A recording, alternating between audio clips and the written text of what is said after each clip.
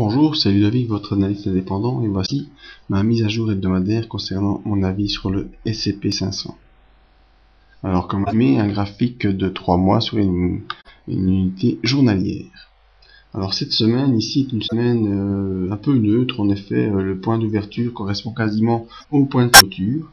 Alors, on voit que ce lundi, on avait ouvert sur vraiment un doji. On était passé sous cette résistance hebdomadaire de la ligne rouge avec un doji le lundi.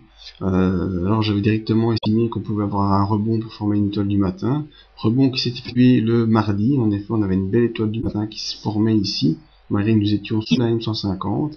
Et malheureusement, le mercredi, grosse phase baissière, on a complètement annulé la ligne de veille, on est passé sous l'étoile du matin. Et on rejoint ici cette ligne que j'ai tracée, la ligne d'un biseau descendant, un cône d'élargissement descendant, hein, qui semble voir le coup pour l'instant. Alors jeudi, cette petite bougie verte qui a pu atteindre un plus bas quasiment sur l'objectif baissier des 1257 points.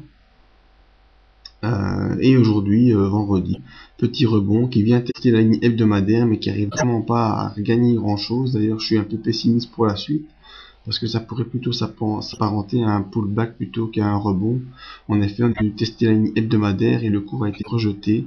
Même si on gagne 0,30%, le test s'avère plutôt négatif. Alors les moyennes mobiles, vous voyez qu'elles commencent toutes à vraiment flancher. La M20 et la M50 sont baissières. Les bandes de Bollinger sont orientées à la baisse. Et on n'est pas revenu dans le range hebdomadaire, ce qui est assez inquiétant. Voyons les indicateurs. Mais le stochastique, lui, est toujours dans cette zone de survente, et à cette séance de vendredi, on recroise à la baisse. Ça veut dire qu'une nouvelle impulsion baissière va pouvoir encore skier plus fort. Donc ce n'est pas bon non plus pour la suite des événements.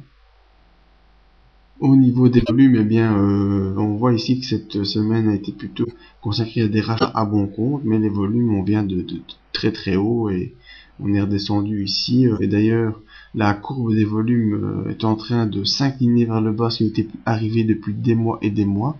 Donc si on reprend plutôt un de 2 ans, on voit que la courbe du graphique ici est en train de s'incliner alors que ce n'était plus arrivé depuis octobre 2010.